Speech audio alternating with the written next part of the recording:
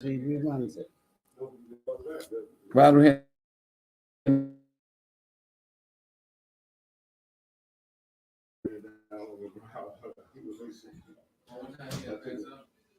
I don't hear nothing. 1 second.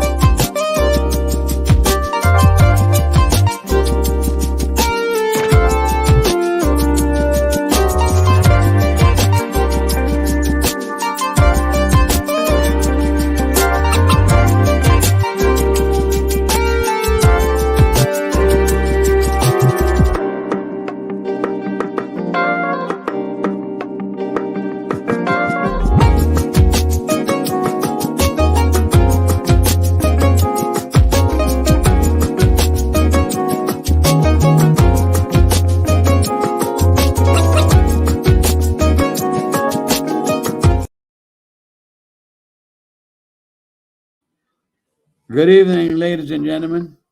Welcome to Straight Talk with Grover Thornton. The show is designed to inspire, educate, and to inform you how government, state, local, and national impact our lives. I want to apologize again for a little technical. Many times you're watching things, the satellite doesn't work, TV goes off. So we have these little problems, these little glitches, but we're happy to be on the show. First thing I'd like to say is Happy New Year to everyone. We're in the new year. Hopefully things will be better, but we started off bad, I can tell you that. We have problems with the national government. There's the problem of the debt limit. They can't seem to get things straightened out. It seems that the Republic doesn't care whether the government pays its debts or not. We do have a lot of debt. We have debt of $35.5 trillion, $35.5 trillion worth of debt that the government owes. You're talking about cutting Social Security, talking about cutting Medicare 5 years. They want to renew it. And Social Security was started in 1935 by President Roosevelt. And it's to keep people from at least having to be able to put something in their bellies to eat. And the Republicans have never cared about anything. And it's disgusting to me how the American people sit down and allow the Republicans to take charge of the Congress after all the wonderful things that President Biden has done, and the Democrats. I can believe it. They thought they're going to have a red wave of 65 votes, but they only got 7, I believe it is. They got one joker there. Santos lied. He's a white Herschel Walker. You had a black Herschel Walker lying to the people. Now he's a white one lying, showing that the color of the skin has nothing to do with a person's character. If you know good, you know good. I don't care what color you are. And they really have this country in a mess.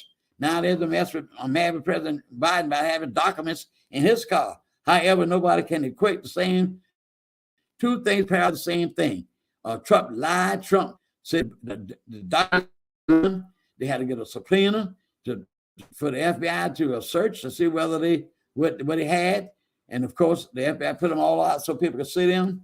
He had them in a desk where anybody can open the drawer and look at them. But Biden did have them in the car, having a lock and key in his car.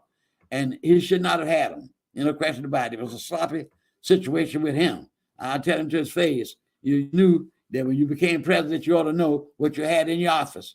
But one thing was that they turned him over immediately to the archives. Trump said it belonged to him.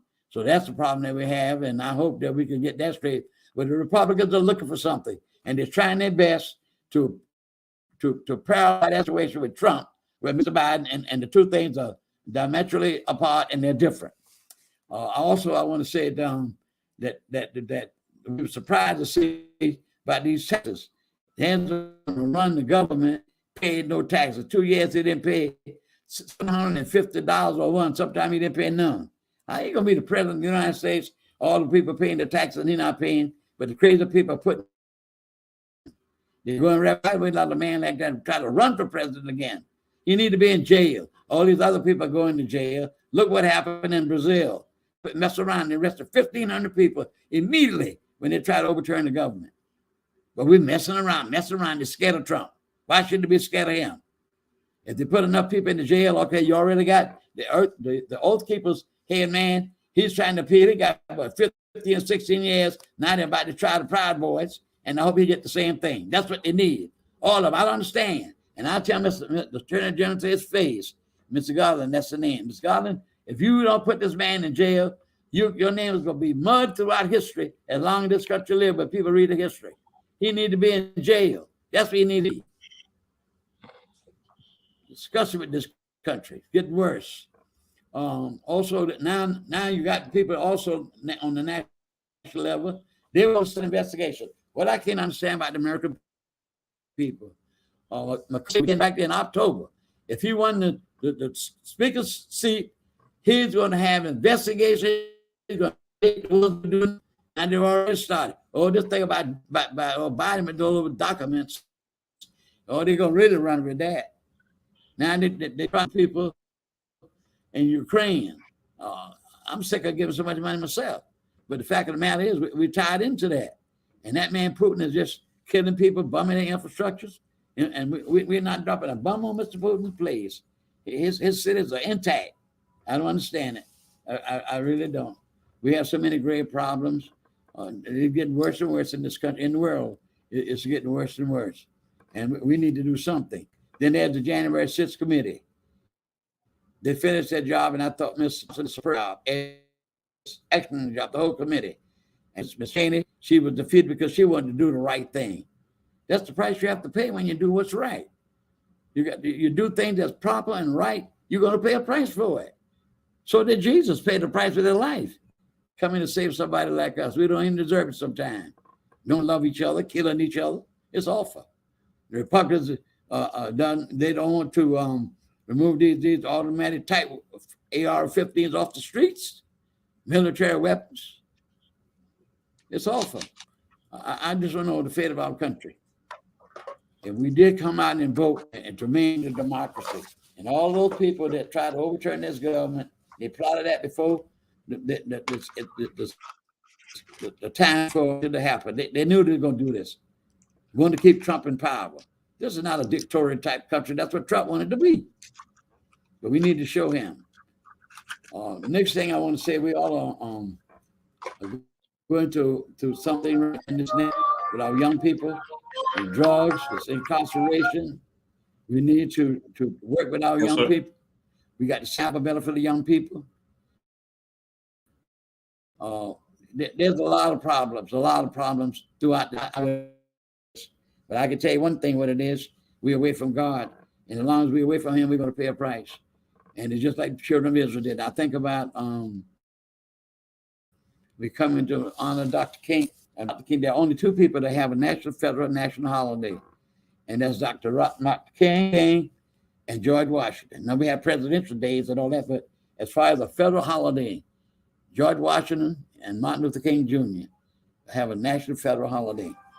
And we fought hard for that.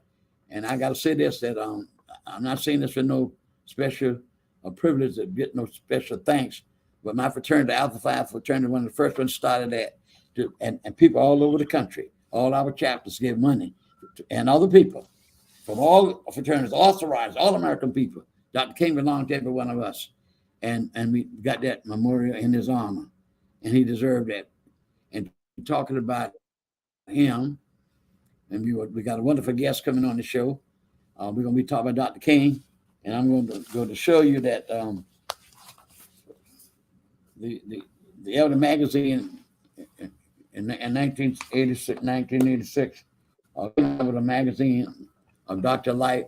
King's life in pictures. And I'm going to show you some of them tonight. A lot of people have not seen a lot of things because a lot of people were not born back then in 1960. King and his little in his home. And that's, you see all them books and they ain't love to read. We got to read. Our young people got to read. You got to read to know what's going on in the world. Just sit there and watch TV, don't think. You ought to at least read God's word if nothing else. Amen. And she's on the picture of him, that this picture of him lying in his casket at the parade in Atlanta, and there's a casket drawn by the horses. That's where he is lying in the casket. That's what during the parade they had this massive parade in Atlanta honoring him. It was a sad day in America. Very sad day, April the 4th.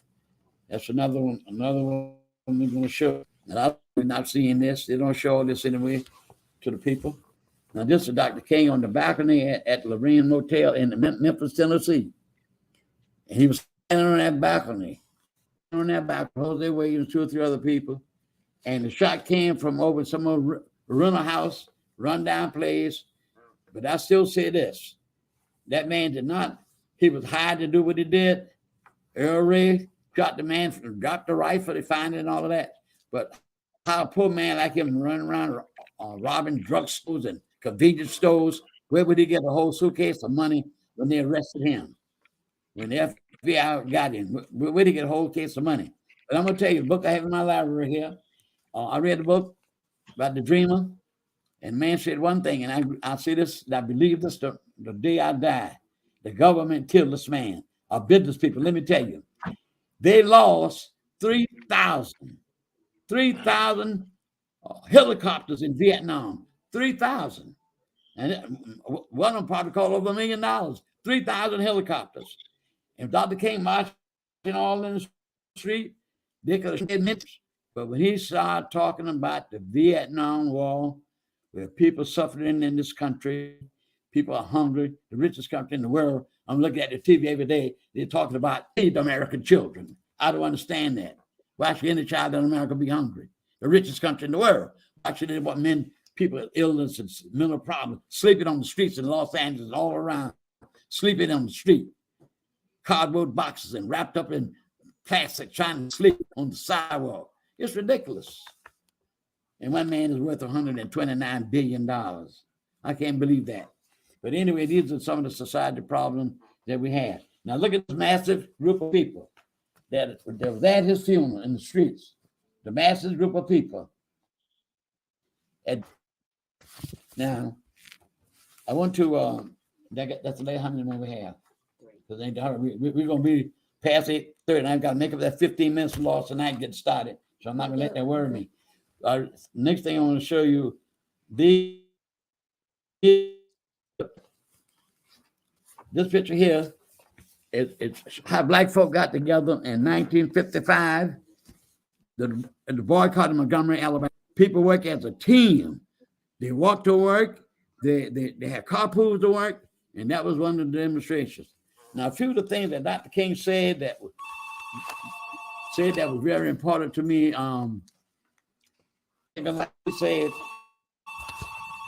He said if Dr. King said that, and he had these words that he stated. He said, I would love to live to be 90 years old, but he was 38 at the time. But he said,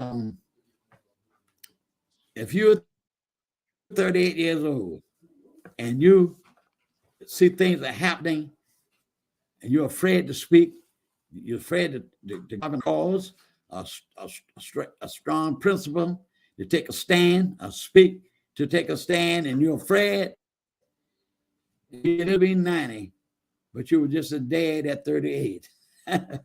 One of the things he said. Another thing he said was, one of his main quotations and statements was, truth crushed to the ground will rise again. And he also said, The moral arch of the universe is long, but it bends towards justice.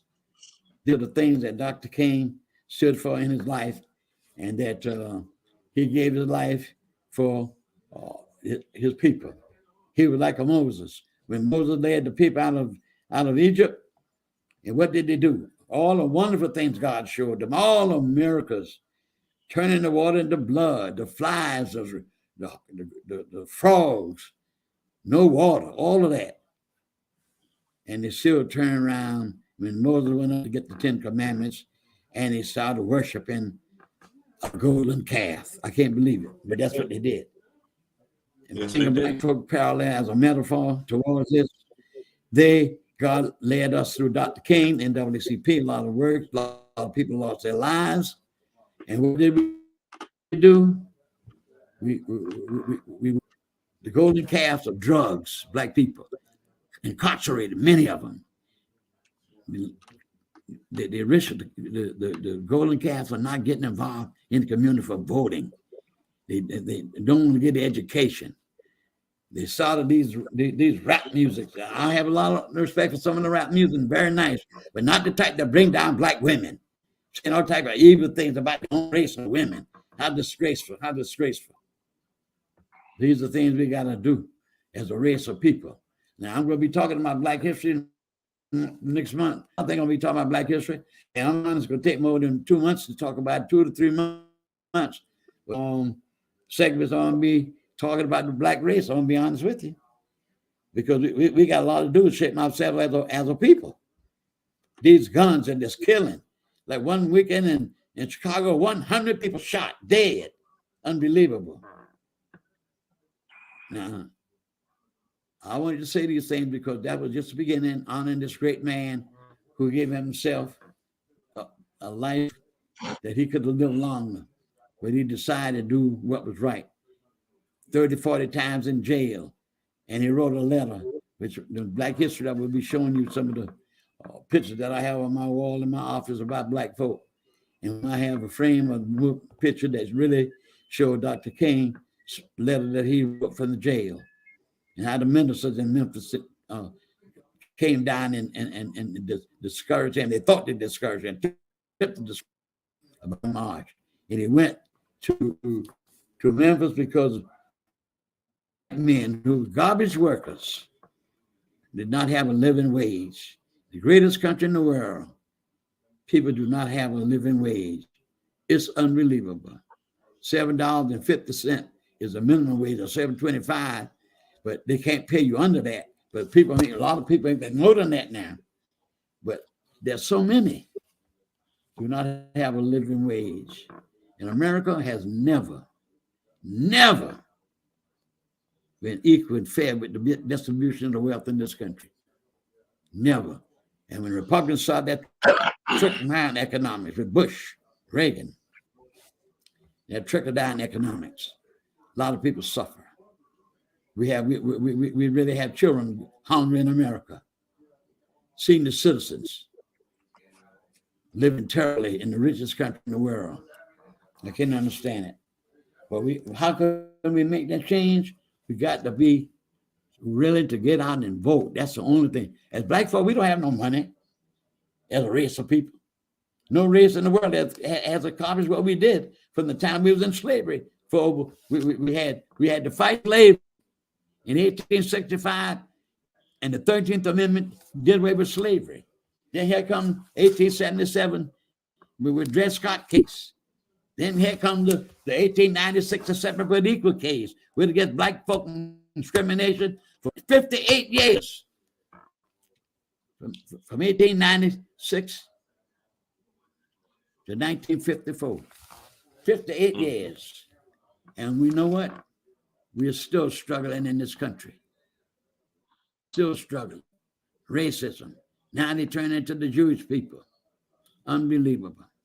God is getting tired of this, I can tell you that. I'm tired of this. America put on the front.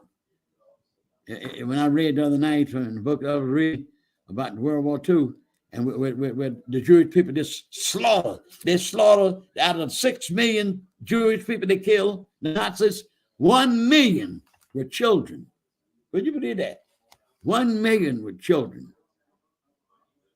And I'm going to be talking about slavery into this. We cannot overlook these things. That's why they do not want you to talk about the race theory, because they do not want the white children to know how dirty, how low that they treated us, not as we were not human beings made in the image of God. We were men just like them.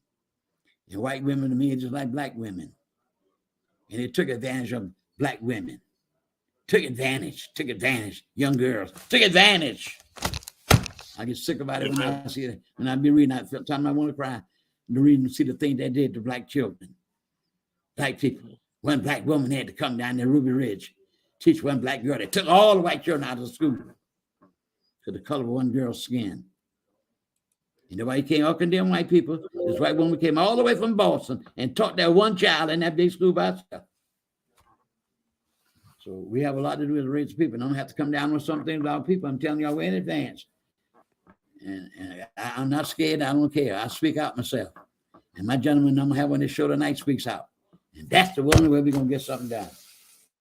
All right. Now I spoke about Dr. King. I talked about the last thing I'll say. He said these words: the measure of a man, and I quote him, and a woman is not how they stand in times of convenience. Yeah. But how they stand in time of courage and challenges. That's when you can see the measure of a man. And like President Kennedy said, that the best example of a good man and a man is things that produce. That's what makes a good man. All right, now let me get ready to come to my guest here tonight. I have a distinguished guest here as far as I'm concerned. He's the type of man that I always tried to be in all my life. I've been working on my black since I was 18 years old. I'm going on 9, and I thank God for that. You must have a reason for me to live as long as I live. And I have pretty good health for my age, too. But when I was a young man, I didn't throw myself away. Always going and doing something constructive. Having my present, ladies and gentlemen, people that listen to me, that young lady from Texas, who I talked to my son in Seattle, Washington, my good friend in South Carolina. And I hope y'all are listening tonight. And my son was talking about all the friends on his face page, on his, whatever you call it. Talk about listening to this show. where I would try to educate my people. I love my people, and I want us to be outstanding. And the gentleman we have on tonight is the wonderful, I think the world of him, Reverend Dr. Linda Smalls. Dr. Smalls, how are you this evening? I am excellent. I am excellent. I can hear you. Just got through a few minutes ago with another edition of Tell It Like It Is. Can you hear me? Well, that's what I know. You just like me. Yes, sir. I hear you. Can you get a little louder? Well, yes, sir. I can hear you, but I wish you were a little louder, but I can hear you. But you've always been a man that I looked up to. And I spoke at your church one time, Midway Baptist Church, a very progressive church in this community. Some of my friends that I went to college with, they were members of your church. But you know, Dr. Smalls, I got to say this, you heard the old saying, a chip does not fall far from the block, from the tree. Your mother, Mrs. Mamie Smalls, I'm telling you what I know.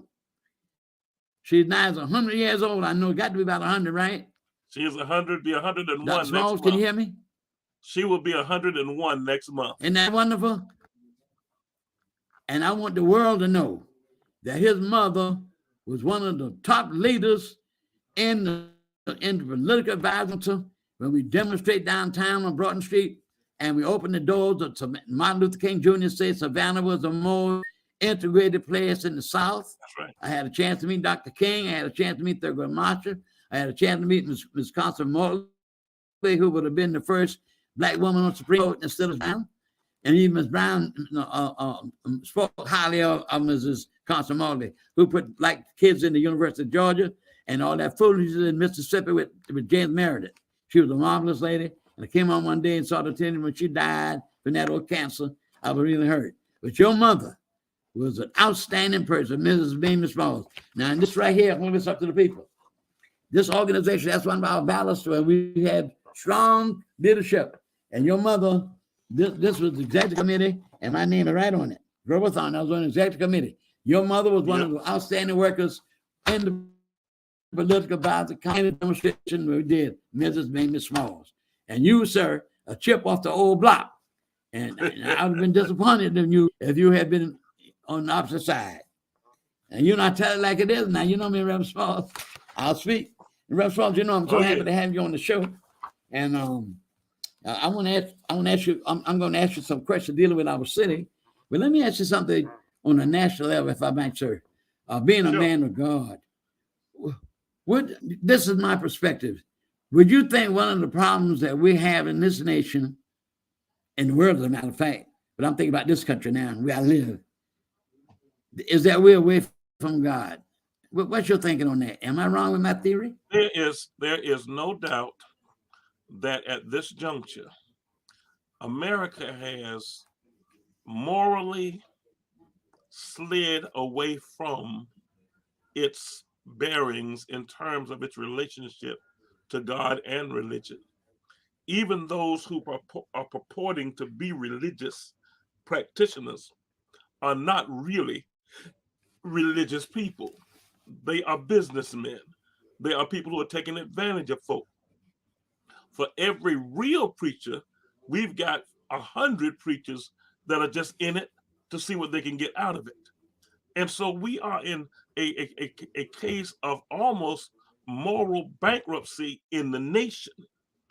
That's white, black, blue, and green clergy.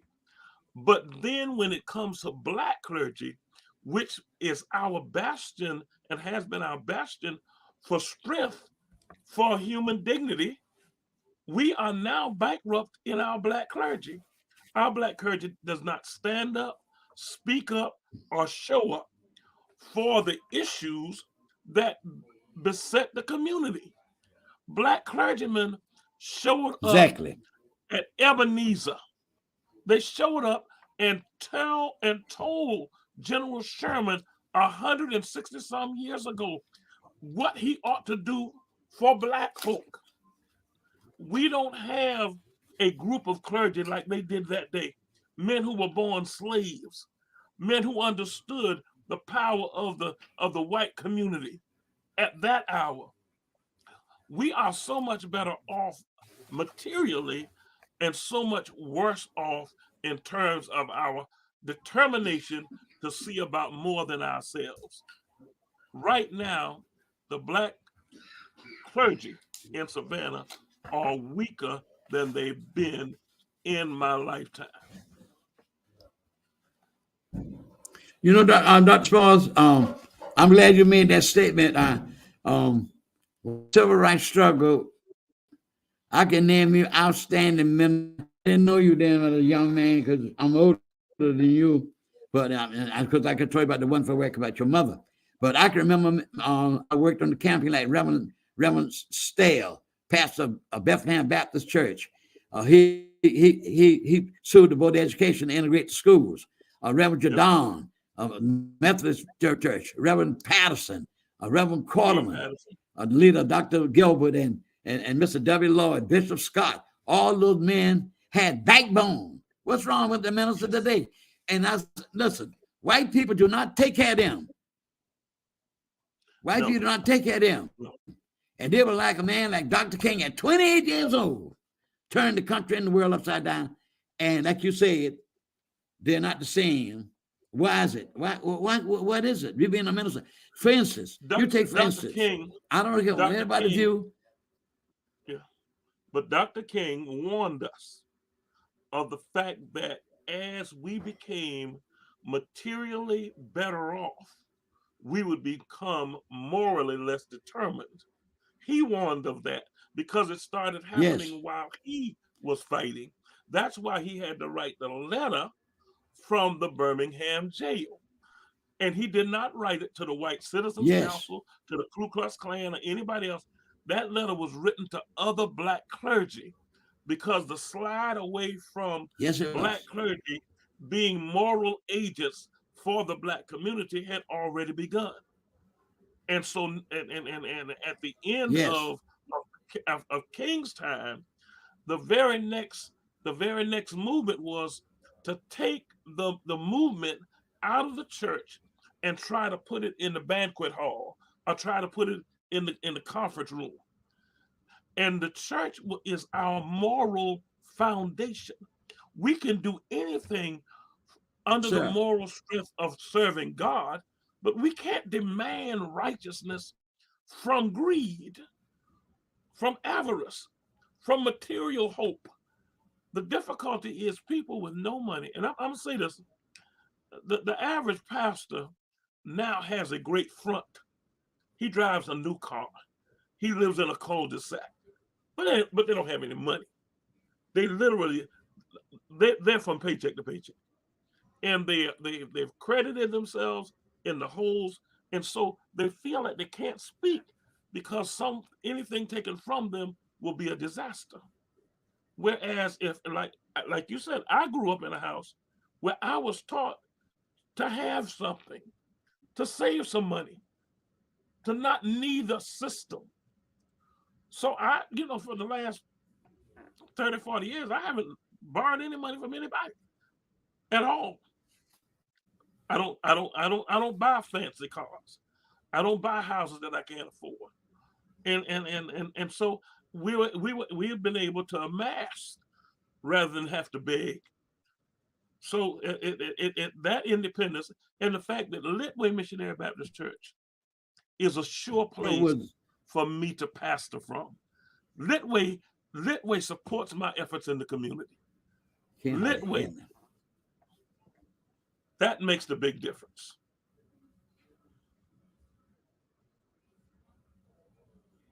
Well, Dr. Smalls, the first book that everything you're saying is absolutely the truth. But Dr. King wrote his first book was Why We Can't Wait. And one of the things that you stated in your statements and observations, that he challenged the ministers. He said it's wonderful for the ministers to sit up and talk about all the glorious things in heaven and all of that. And while man is living around all this prosperity in an earthly hell. Even Jesus said he came that you may have life and have it abundantly. So the ministers, they do have a responsibility to really, the things that would help and include justice and freedom and everything else. Now, let me ask you another question. Let's take the question of immigration. Now, my thinking is this. I have my own opinion. My thinking is this on integration. The whole country has developed by being a melting pot, all types of races in this country. But unfortunately, they took the black race that made us a bunch of racist leaders, which I can never understand how the government would let 13 states after the Civil War just run them. But I never understand that. 13 states, and we had all the other states. We had 48 states, and 13 out of that 37 states allowed them to do that. But Dr. King was saying this about getting out and doing the good, wonderful things. But when you come to the integration, these people want to come from these other countries. Listen to me. It's good for them to come if they apply and come like they ought to come.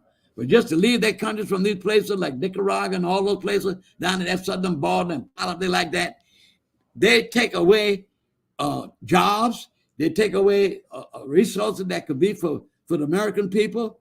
And we got a lot of people living in poverty. We got a lot of people unemployed, because we do have a good employment market right now. But a lot of the jobs in the market are for people that don't have the skills to do. But these people come here, and I think it's wrong. What's your view on the immigration problem? We got a serious problem. You can't let all these people come into this country. Well, let me give you some insight that's actually of the exact opposite opinion. First of all, the way you build a country, particularly in America, is based on the number of people who contribute to the system. If we brought more people in that were young and willing to work, and we allow them in and get in the system, that would have more people paying taxes, not less. We'd have more workers working and paying into the systems like Social Security, Medicare, Medicaid, and all that. Let me give you an extraordinary fact. The nation that inviting the most people to come in as immigrants is Canada, because their culture is growing old. They need more people to work and pay taxes to supply the people who are now on their equivalent to Social Security. The reason we're fussing this thing about Social Security is if you got more workers working, paying Social Security, then the Social Security fund will flourish. But keeping people out of the country and having them go underground to work off the books is not helping. Besides that, Black folk and No, white it's folk not. No. we're not going to do the menial labor that these people are willing to do and do well. And so I am of Well, the that's true exact too. opposite. I'm of the exact opposite. Open the borders. Bring me your tired, your poor, and anybody else who wants to come and build the nation, because you need people working, paying into the system, and the more you have, the more will go into the system, and the dynamism of adding workers instead of keeping the people out. The reason that argument is being made has nothing to do with them coming, taking Black folks' jobs. The reason they don't want immigrants in this nation is because the white population will become a minority within the next 20 years. They already know it. And the more immigrants come in, the less percentage and the less self-determination whites will have. That's why the insurrection took place. They want another form of government that doesn't depend on citizens and votes. They want a form of government where if we are in charge and we're in power, we can execute our will. It's not about people Well, coming off the border undocumented. The thing is, they don't want this nation to become a nation of all minorities. The white people are still the majority of our citizens. They are fast over the next 30 years, 20 years or 30 years, they will simply be the largest minority in America. That's the issue. The issue is not that is true. what they To be the it's not minorities and crime. African Americans. All they don't want more immigrants because they will lose self-determination. End of story. And I tell you something. And I tell you something too, doctor. On this abortion issue, that's they have the leadership as far as the majority of people in the country now. But these white women, they don't want no bunch of babies, and they want to stop these Black women from having a bunch of babies. And that's going. But see, they don't come out and say these things. You got to thinking and reasoning about it. If they stop the white women they got the majority of the leadership now as far as the population. But white women and Latino women, they keep having babies, and so they got to stop them. So because the white women ain't gonna be having a bunch of babies, and they say in 20, 30 years they'll be the minority. Well, look what happened in South Africa. The Black majority for many, many years, and the minority was ruling the majority to Mandela. And defeated Mandela, what they do? Threw him in jail for 27 years. But that's exactly the point I'm making. Is now, exactly this. I'm asking, sir. Yeah, go ahead. The point I'm making is exactly this. The issue here, as far as Trump was concerned, the issue as far as the Republican Party is concerned, this is a simple issue. They are not going to be able to maintain control of the nation, because even when they have more money, money doesn't vote. People vote. Citizens vote. And every baby born from an illegal immigrant, if that baby is born on American soil, that baby becomes an American citizen no matter what the status is of the parents. They know that. They're trying to lock up the border to keep them babies from being born on American soil and becoming American citizens. That's what I just said. Yeah, that's what I say. The only thing I'm saying is that when let the immigrants come to the country legally. I'm not saying don't let the immigrants in I got because a a question. lot of times, a lot I of got a them they question. come No, here. I got a Yes, question. sir. Do they stop Yeah, any European? Do they stop any Europeans from coming here and staying? I can't Do hear they you. stop Say that any? again. Do they stop any Europeans from coming to America and staying? No, sir. The And answer I is agree no. with you there. I agree with you, Okay, and I said well, this if they're too. not When you had stopping the the unrest in Europeans, Haiti, don't stop. If they're not stopping the Europeans, don't stop the Venezuelans. Don't stop the Guatemalans. Don't stop the Mexicans. If you're not going to stop the French, if you're not going to stop the Italians, if you're not going to stop the Russians, don't stop the people from our southern border. that's That's true. Mamie. Just like, for Mamie instance, too, said that. when they had all that unrest in Haiti,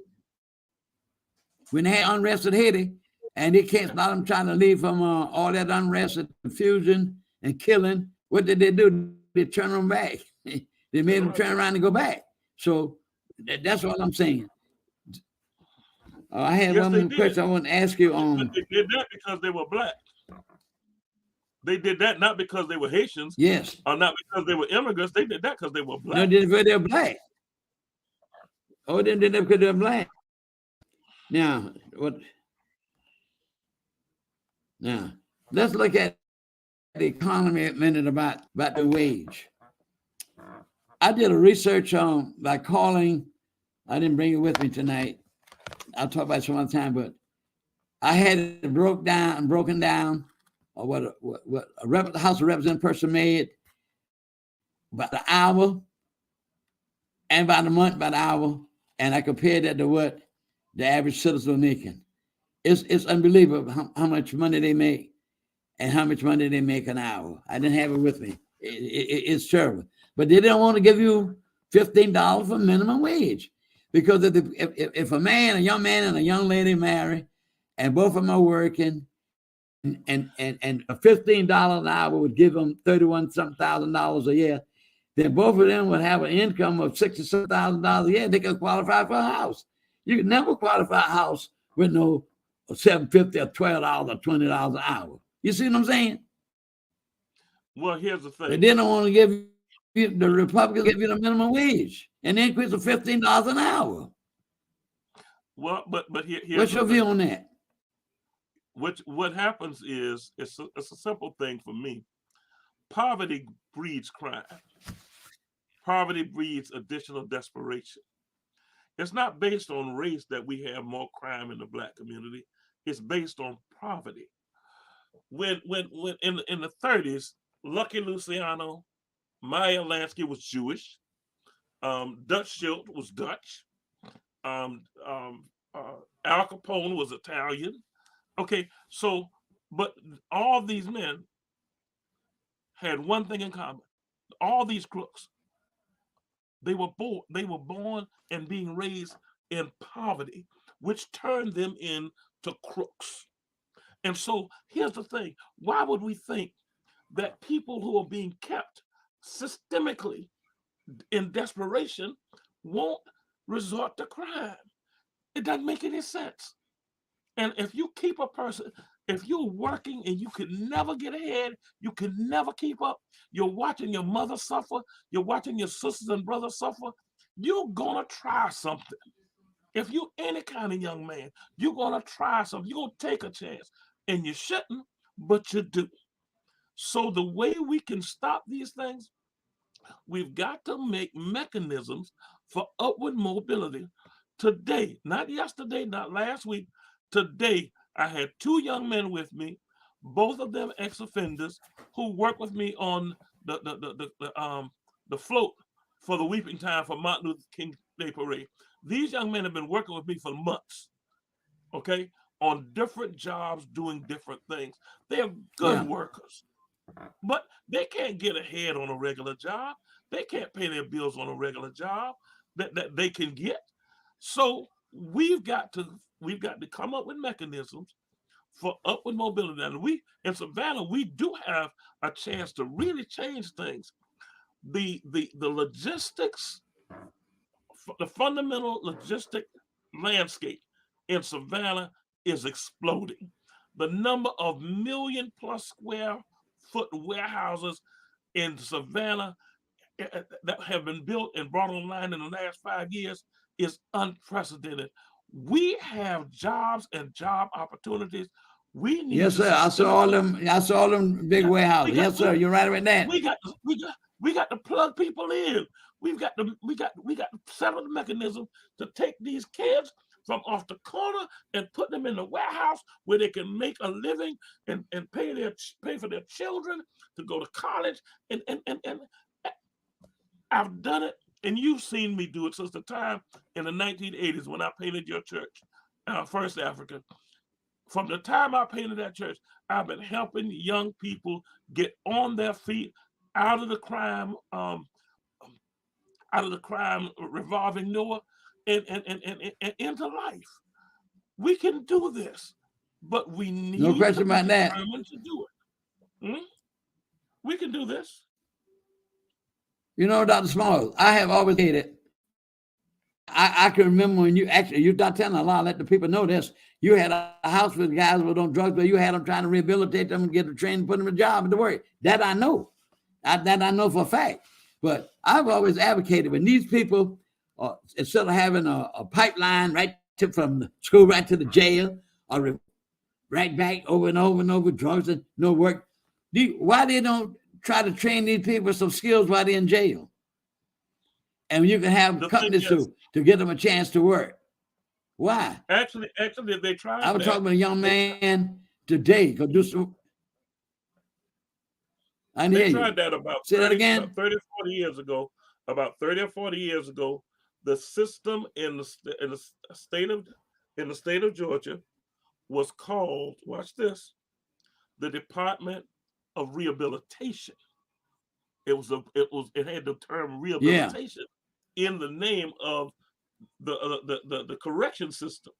Now it's the Department of Corrections, not rehabilitation. So they just dropped that. They were training people That's what I'm saying. To do jobs, to have skills. I came home from prison as a young man with skills that I put to work and was able to rise. Now, I had the advantage of having been called into the gospel ministry. So I had the moral framework to live right and do better. But we really need to help folks rise up. We need to help people rise up. And we can do this. You know, a lot of the problems we have, too, people have mental problems. I know I've read with Jacksonville, down in Jacksonville, Florida, when they arrest these people like more than one time, they send them immediately to an institution to be evaluated to see whether they have mental problems, whether they need, mental help, rather than put them back in society and be destructive themselves to other people. No caring about anything. So that was my view, that they need some kind of training where they could go to work. Well, here's what I found. I guess I found that's my thinking. And what happened? I found that if you take people and you give them marketable skills, when I did the rehabilitation on First African Baptist Church, your church, everybody working on that job came from out of trouble. Everybody that was working for me. That was a program that I put together with me coming out of prison. Because what I saw was people were in prison because they had no skills. They couldn't paint. They couldn't hang sheetrock. They couldn't do plumbing or wiring or anything. Yeah. And so they had no way of earning a living. And so for several years, and you saw that process because you saw me working at First African Baptist Church with those young men. Those young men, one of them stopped me a week ago in Home Depot, hugged my neck and said, "Do you realize, Pastor Small, that you married me and my wife 30 years ago?" That was one of those same young men. Because if we the church, particularly, not even just a society, the church, if we want to, we can help people. Reverend Manuel over there at Second Ebenezer started a feeding program 5, 6 days a week. When he started it, they said, we're not going to be able to afford to feed these people every day, 5, 6 days a week. How can we do this? They started feeding people in 2008. They fed people today. They've been feeding people 15 years. And people said you couldn't do it. The church can do anything it makes its mind up to do. The church can save the weeping time property. The church can stop young men from being killed wantonly by police. The church can stop the situation where everybody has all these babies out of wedlock. The church can do this, but the church has got to get right first. Well, all these wonderful things that you're saying, how can we put them into effect? I mean, all the ministers, you're a minister. I'm a church with a big minister, and all these big churches in Savannah. Well, what can we do? How do we corral the people? I mean, where's the catalyst to start this? We are working. I know you, like I said, you did a lot of good things that you did with your men. How do we get it started? The key to it is, listen, every man in his generation has to do what's in front of him. He has to lay down the path and do the work that comes to his hand. Now, that's what I do. I try to do it by example. And we do have some extraordinarily capable young men. But the modern trend is for ministers to care for themselves more than they care for the community. We have to reverse that. And I am trying desperately to reverse that by showing them by example that you can be right and good and just and moral and also successful, even rich. I'm trying to show them that there is blessings in doing it the right way, standing up for truth, speaking against lies, calling out injustice.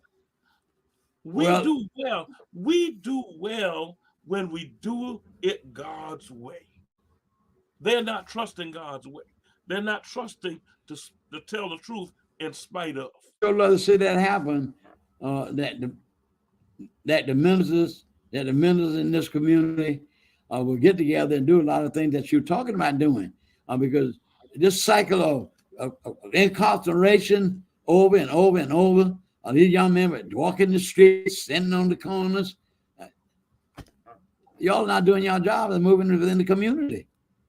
I said one time that when we had so much killing, you remember when the Diggers gang was in Savannah killing everybody every week? And I said to a minister one time that there's enough men to get on the weekend, break the city down on Saturdays, go walk the street, catch the men in the street, so many on the east side, some on the west side, some on the middle side, and talk to these young men, corral these young men. Now, I was told by a minister that this company was supposed to be building in Bryan County or someplace, but the man said he can't find men because they got to be tested for drugs, and when they find out they have drugs, they fire them immediately. How do you get them out of that cycle? How do you get them out of that position? How do you do it? I mean, we got a very moral problem with young black men. Well, here's what I've been doing. We do have it. Them drugs have really wrecked them. Well, I can't get everybody out of it, but here's what I've been doing. 7 years ago, Linda Wilder Bryant's son was killed. And then we had a meeting. We had some ex-cons come in to talk to some young men at Litway. And it came to me while we were there that these young men needed access to the jobs on the port. In order to get on the port, you need a thing called a TWIC card. The card costs $125.25. Coming out of that meeting, I started buying young men TWIC cards. I've been buying TWIC cards now for 7 years. Of the people that I bought TWIC cards for, we had one guy go back in on a misdemeanor probation. And we had one guy go back in on a regular misdemeanor, something he did in a fight. Other than that, these young men and women that we bought those trick cards from, they're working on the riverfront. They're making that 18 and 19, $20 an hour. They've got longshoreman cards. This is not hyperbole. This is not a theory. This is a way to do it. I've told the chief of police. I've told I've told everybody. Now I saw this guy says it's not ministers' fault to do this. It's not ministers' fault. It's parents' fault because they are not teaching at home. They are letting them do what they want. And to some degree, that's right. But here's the thing. If you got a toothache, you need a dentist. If you got a footache, you need a podiatrist. If you got cancer, you need an oncologist. So no one human being or no one part of a human's life is sufficient for a human. So we need the church, we need the schools, and we need the parents, and we need them working in concert. Now, I'm going to do my part everywhere I go, where I have influence. But here's the thing. We spend $100,000 for one person, and we call them the guy who's a woman who's going to deal with violent crimes. We've hired these people over the last 6 or 7 years. They haven't touched crime. They haven't touched crime. If you take that same $100,000, you can buy 1,000 twit cards and reduce the crime in Savannah by percentages. Just buying them cards. That's not theory. See, if a lot of ministers got with you, Dr. Smalls, if we got about 2 or 3 more minutes, but if a lot of ministers got with you, a couple of preachers have donated some. A couple of preachers have donated some. Maybe you need to call a conference with a lot of the ministers and say, a lot of ministers together. Listen, we're trying for a lot of these people. Now this is the year that we'll be having a city coming up. So I'm gonna have you back on the show as we get closer to the election, because I think a lot of things should be done by the city government and not being done. Because I don't understand. I read an article and everybody got the Social Security, and I was happy for that. But you know what? When I got the letter from the Social Security man, my friend and I were talking, and he got $2 more than what I got. But guess what? I get a letter to the mortgage company raised my mortgage payment. So therefore, when I look at what I got from Social Security, I net by $12. See what I mean? But that was a good thing you talked about, sir, really, putting these people to work. So I want to thank you for being on this show, because you made a lot of good comments tonight, and I wish you would commend us this and see can y'all get this thing universal and get it off the ground.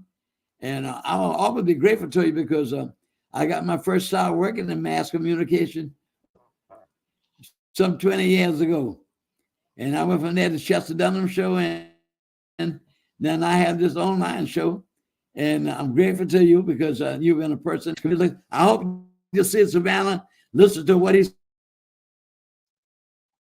said, the things that he did with his own money. What he did with his own money. And everyone get together and do some of the things that you have suggested and what you did. We make a better community for our young men. Because I hate to see our men just growing incarcerated. My only 2 boys got involved with that mess. But thank God I'd raised them in church. They changed their whole lives over the last 15 years. Peer pressure. These are things that we got to work with. Reduce pregnancy.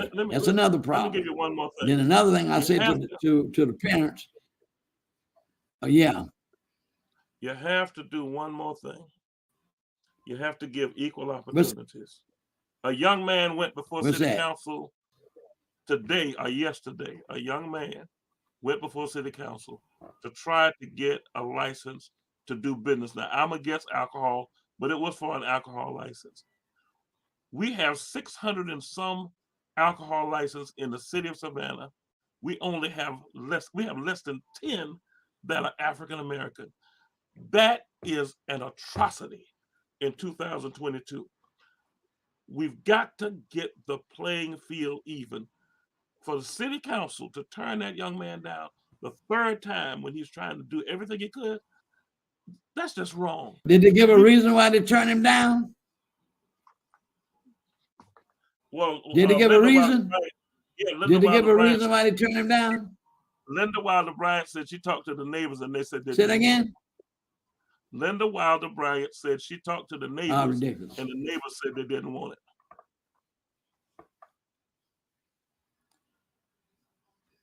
And they voted it down. Well, sir, I really thank you for being on the show tonight, and I will be calling you back, particularly when we get into the political season.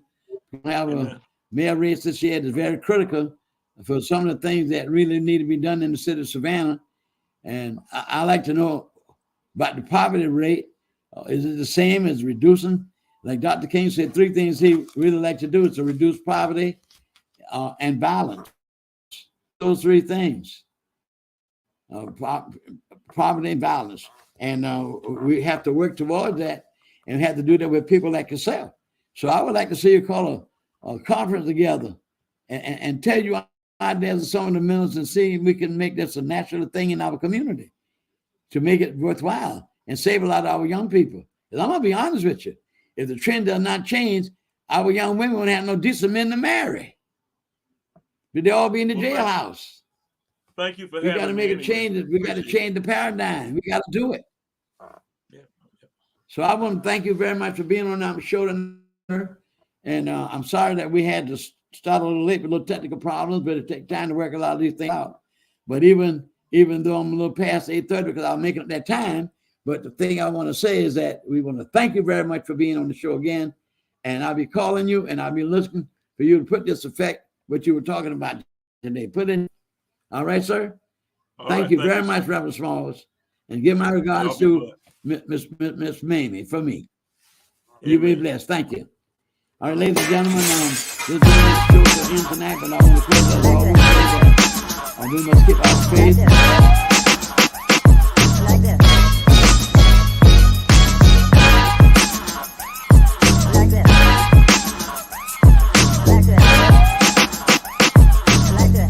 Like this. Like this.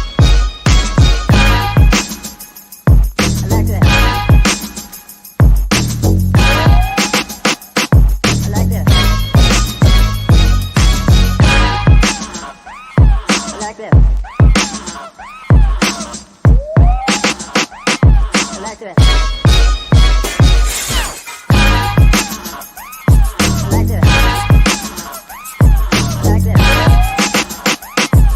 this.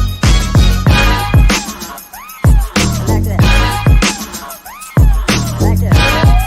Like this. Like this. Like this. Like this. Like this.